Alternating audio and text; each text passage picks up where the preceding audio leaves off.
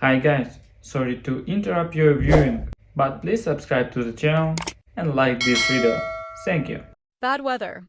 My mother had texted, adding an exclamation point like she thought it would somehow soften the blow, like she thought it would make it sound less like a lie, like she thought I wouldn't immediately feel the familiar sting of disappointment settling in my chest. Everyone's staying home. No Christmas dinner this year. I had sighed, staring at the message, my fingers hovering over my phone, debating whether or not to respond, debating whether or not to ask if she was sure, debating whether or not to let her know how much it hurt, even though I already knew it wouldn't make a difference. Instead, I had forced myself to push down the sharp ache of being left out yet again, had reminded myself that it wasn't personal, that maybe the weather really was bad, that maybe she just wanted to keep everyone safe, that maybe I was reading too much into it, that maybe, just maybe, this wasn't what it felt like, another rejection, another moment of exclusion, another reminder that no matter how much I showed up, no matter how much I tried, I would never be one of them. I had spent years being the one to make an effort, the one to remember birthdays, the one to help with last-minute errands, the one to step in when someone needed something, the one who never missed a holiday, the one who had always believed that family was supposed to mean something. So, even though the text hurt, even though I could feel something uneasy settling into my gut, I had let it go. At least, I had tried to. It wasn't until later that evening, when I was driving home from work, that I saw it. The street was quiet, the Christmas lights from nearby houses casting a soft glow over the neighborhood, the fresh layer of snow crunching beneath my tires as I slowed at the intersection near my sister's house. I hadn't meant to look, hadn't meant to see the truth staring me in the face, hadn't meant to witness the lie unraveling right before my eyes. But there they were.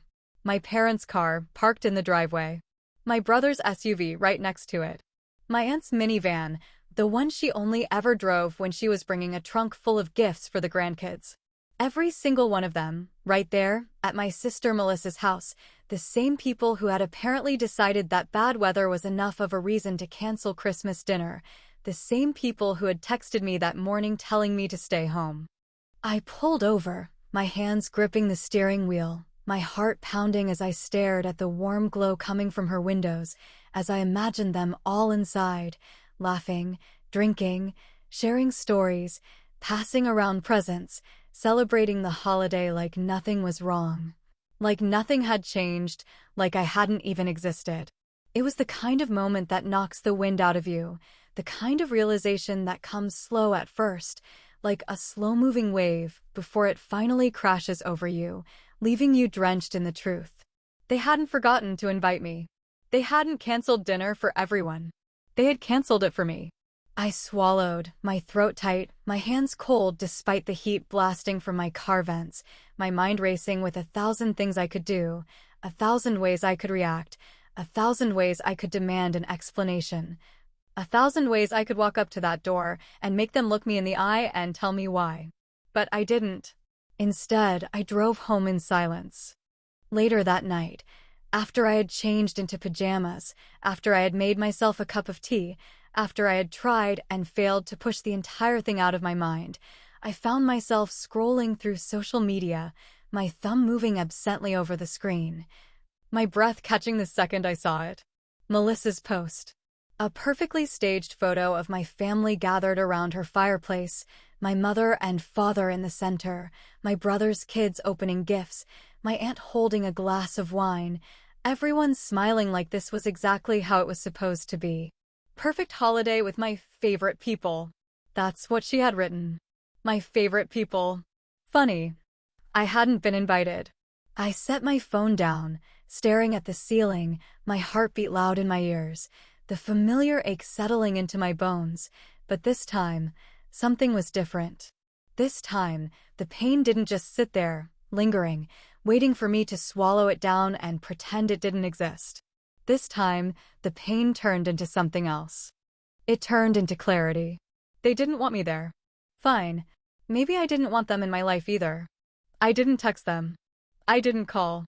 I didn't demand an explanation, didn't ask why, didn't beg them to tell me what I had done wrong, didn't give them the satisfaction of knowing that I had seen, that I had driven past Melissa's house, that I had spent Christmas Eve staring at my phone, watching them celebrate the holiday they had told me wasn't happening.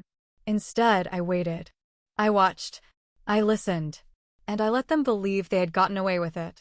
Social media was a dangerous thing, a place where people exposed themselves without even realizing it, a place where truth slipped out in perfectly staged photos and carefully worded captions, a place where people smiled for the camera while proving, without a doubt, that they were exactly who had always feared they were. Melissa had posted more pictures overnight, each one a new punch to the gut, each one another nail in the coffin of whatever fragile illusion of family I had been holding onto. There were shots of the dinner table, beautifully decorated, the candles flickering, the china plates filled with food I would never get to taste. There were photos of the kids in matching pajamas, opening presents with wide, joyful eyes, surrounded by piles of wrapping paper and bows, their tiny hands reaching for the gifts that had been carefully chosen, while I sat alone in my apartment, staring at a tree with no presents underneath it, wondering how I had let myself believe, for so long, that I mattered to these people. And then there were the pictures of my parents, sitting side by side on Melissa's couch, my mother holding a glass of wine, my father leaning back, his face relaxed, his body language easy. His expression filled with a kind of happiness I hadn't seen from him in years. They looked comfortable. They looked at home. They looked like they belonged there. And suddenly, I understood something that I should have realized a long time ago. This wasn't a mistake. This wasn't an accident. This wasn't a misunderstanding, some last-minute change of plans, some weather-related cancellation that had just happened to exclude me and only me. This had been a choice. A deliberate, conscious, fully thought-out choice. They had chosen to be there without me. They had chosen to celebrate Christmas without me. They had chosen to look me in the eye, send me a text telling me that the holiday was canceled, and then gather together without a single thought about what that might feel like, about what that might mean, about what that might do to me. And that was when I knew. I wasn't family to them. Not really. Not in the way that mattered.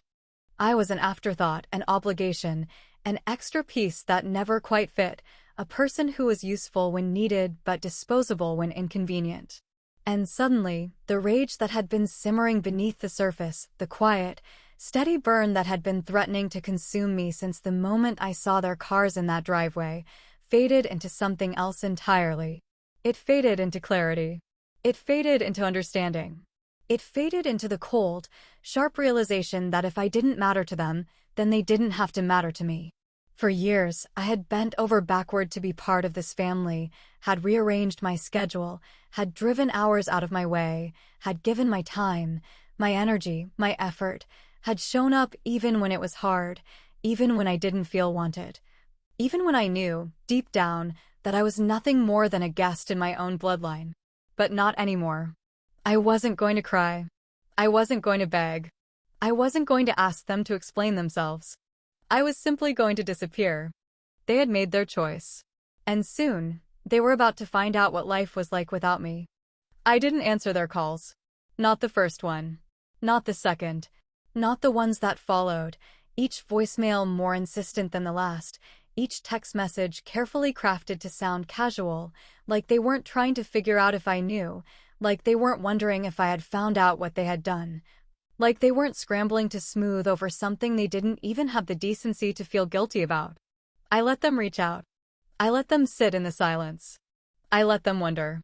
And I watched as, one by one, the messages started shifting, from meaningless small talk to the real reason they always reached out to me, the moment they needed something. The first time they actually noticed my absence? Not when the group chat was quiet. Not when I didn't check in after Christmas. Not when I didn't send my usual messages asking about their New Year's plans. No. The first time they really noticed was when they needed something. My phone rang in the middle of the afternoon, my mother's name flashing across the screen, the same mother who had texted me days ago saying Christmas was canceled, the same mother who had sat in my sister's house drinking wine while I spent the holiday alone, the same mother who had smiled for photos and posted them online without a second thought. I didn't answer. Her voicemail came through minutes later, her voice light, casual, the forced politeness of someone who was trying to make it seem like nothing was wrong, like she hadn't been caught, like she still expected me to play my role without question.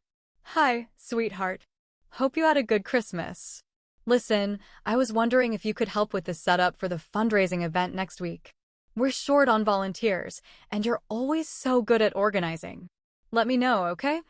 I stared at the phone in my hand, my grip tightening, my jaw clenching, my breath steady as I listened to the sheer audacity in her voice, the effortless way she had skipped past the fact that she had lied to me, the easy way she had gone straight into asking for something as if I owed her, as if my role in this family had never been anything more than being the one they could rely on when it was convenient for them. I deleted the voicemail without responding. A few hours later, my phone buzzed again, another message lighting up the screen, this time from my brother, the same brother who had sat at that Christmas table, laughing, passing dishes, enjoying the holiday while knowing I wasn't supposed to be there. Hey, can you watch the kids this weekend? We're going out of town and don't have anyone else. Let me know ASAP. I exhaled slowly, shaking my head at the sheer entitlement, the expectation, the complete lack of acknowledgement, the way he hadn't even pretended to ask how I was, hadn't even tried to justify what they had done, hadn't even hesitated before asking for something, because in his mind, I was still supposed to say yes. I didn't answer. And then, finally, came Melissa's message. Are you mad? That was it. No apology. No attempt to explain. No acknowledgement that she had lied, that she had excluded me, that she had played host to a holiday that I was never supposed to be a part of. Just 3 little words, so casual, so condescending, so perfectly designed to make it sound like I was the one making a big deal out of nothing, like I was the one being irrational, like I was the one who needed to explain myself. I stared at the screen, my mind racing with 1,000 different responses, 1,000 ways I could tell her exactly what I thought of her, 1,000 ways I could let her know that I wasn't mad, I was done. But I didn't type a single word. I just let the message sit there, unanswered, unread, unopened, a small reminder that for the first time, they were the ones being ignored, they were the ones being pushed aside, they were the ones left wondering what had changed. They had shut me out. Now it was my turn. At first, I don't think they really noticed.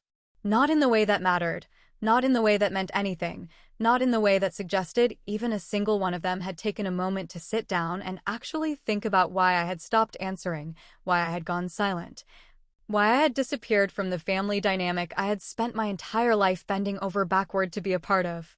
They were too comfortable, too used to my presence being a given, too accustomed to the idea that no matter how much they overlooked me, no matter how often they pushed me aside, no matter how easily they left me out, I would still be there, waiting, ready, willing to pick up the slack and make sure things ran the way they were supposed to. So at first, it wasn't about my absence. It was about inconvenience. Melissa's birthday came and went without so much as a text from me, the first time in years I hadn't been the one to plan something, to make a reservation, to organize a gift, to pull the family together for yet another celebration that somehow always revolved around her. I could imagine the moment she realized it, the second it sank in that I hadn't sent my usual, "Let me know what you want to do" message, the way she must have glanced at her phone throughout the day, waiting, expecting, assuming I had just forgotten and would fix it soon. But I never did. The group chat started going quiet after that, little by little, a slow, steady unraveling of the dynamic they had never even realized was held together by me. It had always been me keeping conversations going, me making sure we remembered birthdays, me making plans for family dinners, me organizing events, me making sure the small, important moments didn't slip through the cracks. And now? Now it was just silence, awkward, empty silence, filled only with the occasional anyone around message from my mother, which was usually ignored. Then, of course, came the real consequences, the ones they never saw coming, the ones that mattered. My parents needed help with the house, a repair that I had usually been the one to handle, a situation that I had always taken care of before it could ever become a real problem. Now?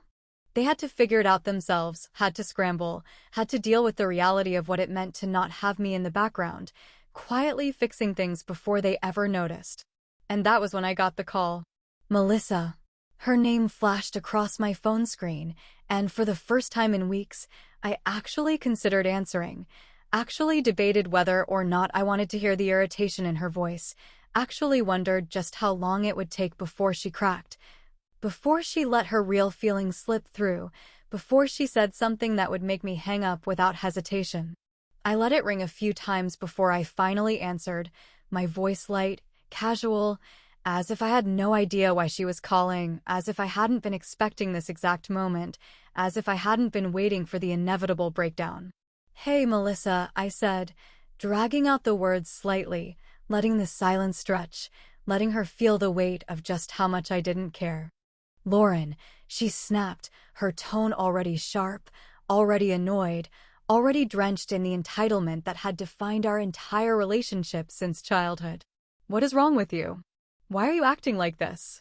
I let out a slow breath, settling back into my chair, sipping my coffee, picturing her pacing in her kitchen, picturing the frustration written all over her face, picturing the exact moment she realized that she wasn't going to get what she wanted from me. "I don't know what you mean," I said, my voice sweet, innocent, so deliberately detached that I could practically hear her blood pressure rising through the phone. "Cut the crap, Lauren," she snapped, exhaling sharply, her patience already running thin, her frustration barely contained. "You missed my birthday. You ignored Mom's calls. You're acting like some victim over what? A stupid misunderstanding? Grow up." I smiled, not that she could see it, but because I wanted her to hear it in my voice, wanted her to feel it settle into the space between us, wanted her to know that for the first time in my life, I was the one in control of this conversation. "Oh," I said, dragging the word out, letting the amusement drip from every syllable. "So you're saying I wasn't invited on purpose?" Silence. For a split second, just a tiny, glorious moment, she didn't have a response, didn't know how to spin it, didn't know how to explain it away, didn't know how to pretend that what they had done wasn't exactly as cruel as it had felt.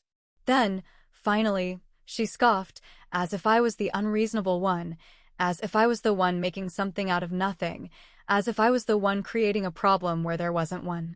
"Lauren, don't be so dramatic," she said, her voice shifting into that same condescending tone she had used our entire lives, that same tone that always made it sound like I was the crazy one, that same tone that made it seem like I was blowing things out of proportion. "It wasn't a big deal.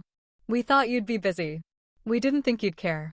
I almost laughed at how perfectly she walked into it, at how easily she admitted exactly what I had already known, at how effortlessly she confirmed that none of them had thought twice about leaving me out, that none of them had even considered how it might feel, that none of them had ever once thought I was worth the effort.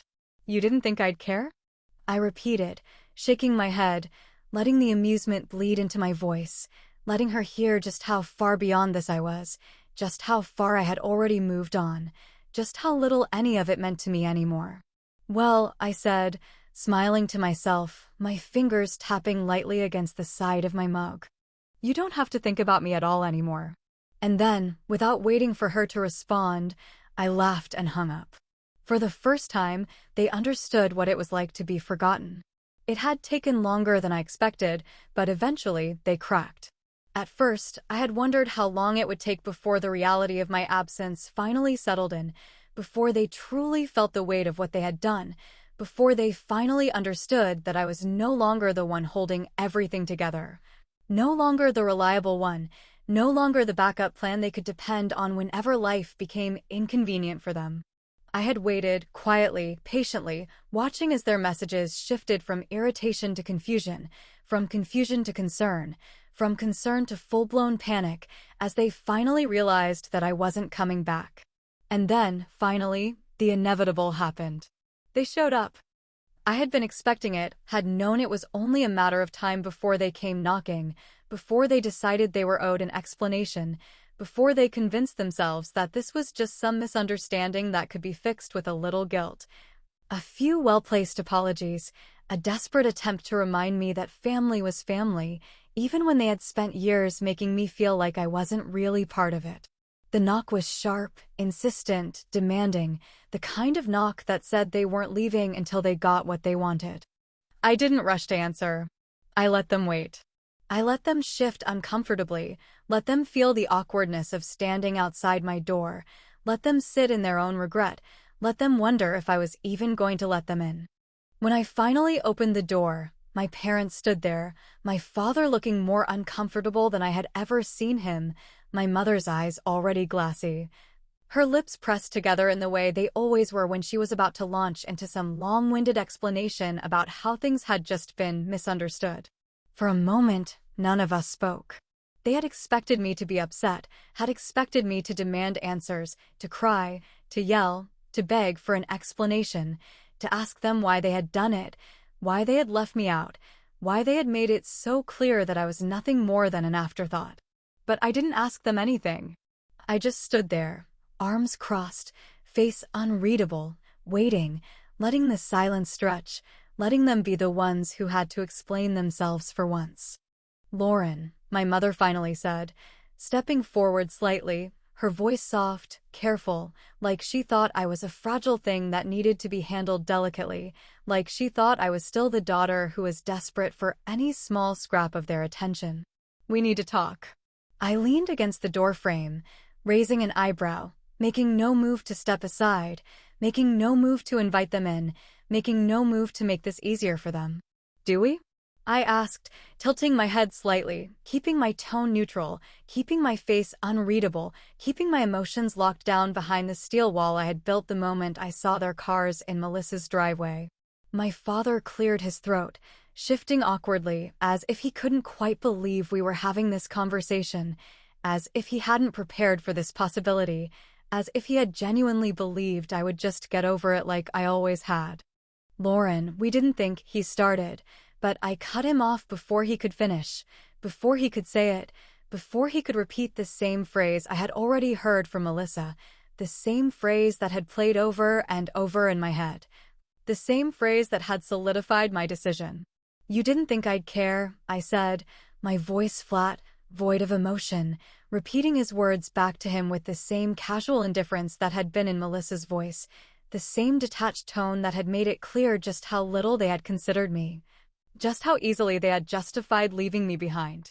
My mother let out a shaky breath, reaching for my arm, but I stepped back before she could touch me, before she could try to play the role of the concerned parent, before she could try to convince me that any of this was reparable.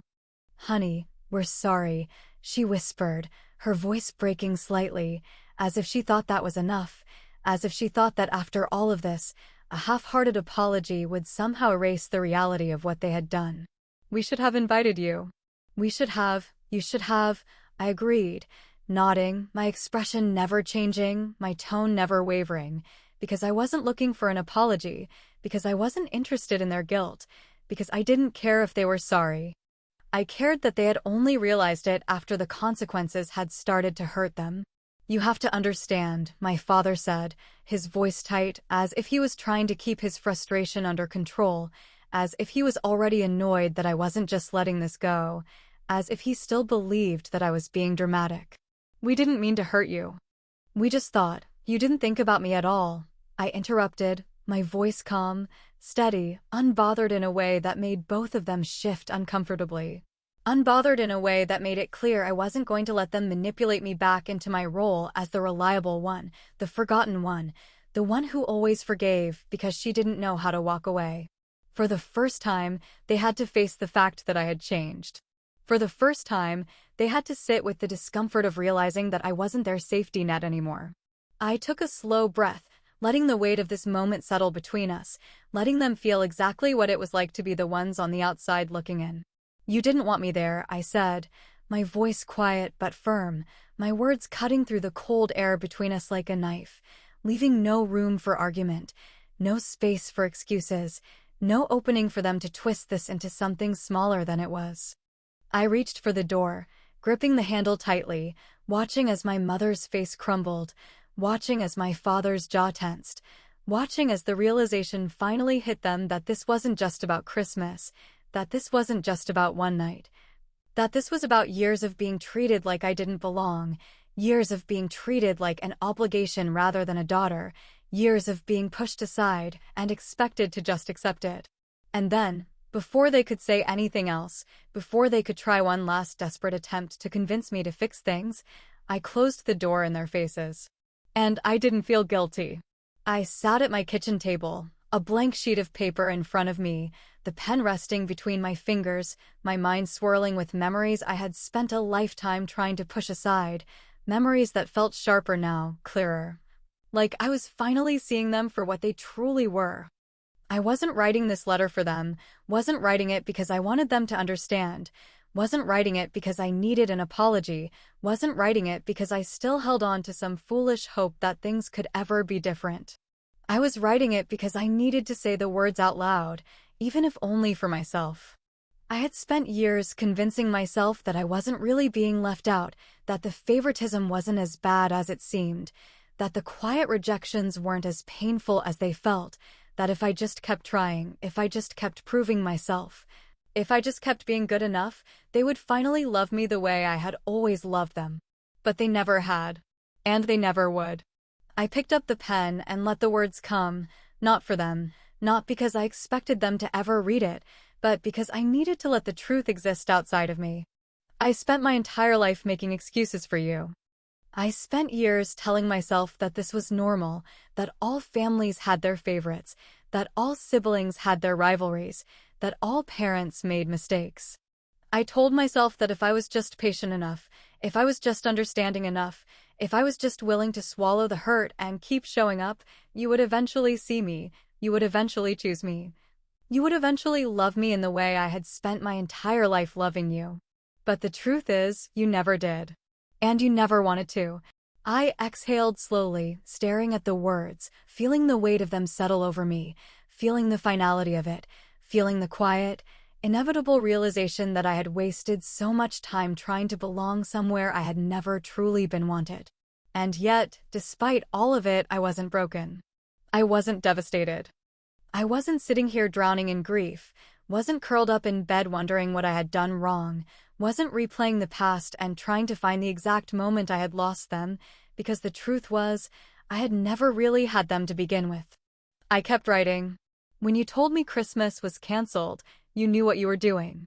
When you told me everyone was staying home, you knew what you were doing. When you sat in Melissa's house, drinking, laughing, smiling for photos, posting them online like a family that had no missing pieces, you knew what you were doing. And when I saw those pictures, when I saw your cars in her driveway, when I realized that you had lied to me, that you had decided, without hesitation, without guilt, without a second thought, that I didn't deserve to be there, I finally knew what I had to do. I paused, running my fingers over the edge of the paper, feeling the smoothness of it, feeling the weight of years slipping off my shoulders, feeling the quiet, steady peace that came with knowing that I was finally done. I don't hate you. I don't even wish you pain. I just don't care anymore. I don't care about fixing this. I don't care about hearing your excuses. I don't care about making you understand what you did, because I know now that you never will. And that's okay. Because for the first time in my life, I don't need you to. I sat back, staring at the words, letting them sink in, letting the truth of them settle deep into my bones, letting myself fully embrace the fact that I was free now, not because they had finally accepted me, but because I had finally stopped needing them to. I folded the letter carefully, pressing the creases down with steady fingers, then placed it in an envelope, holding it between my hands for a long moment, knowing, even as I did it, that I would never send it. Because they didn't need to read it. They already knew. They knew the moment I ignored their calls. They knew the moment I let their messages sit unanswered. They knew the moment I shut the door in their faces. And now, so did I. I picked up the envelope, held it between my fingers, then tossed it into the fireplace, watching as the flames licked at the edges, watching as the paper curled, watching as the words turned to ash, watching as the last piece of them that had lived inside of me burned away. I didn't need revenge. I didn't need closure. I didn't need them. I turned away from the fire, away from the past, away from the people who had never truly been mine to begin with. And as I walked into the next chapter of my life, I whispered the words that had once felt impossible, the words that now felt like freedom itself. Family isn't blood. It's who chooses you. And I choose to leave.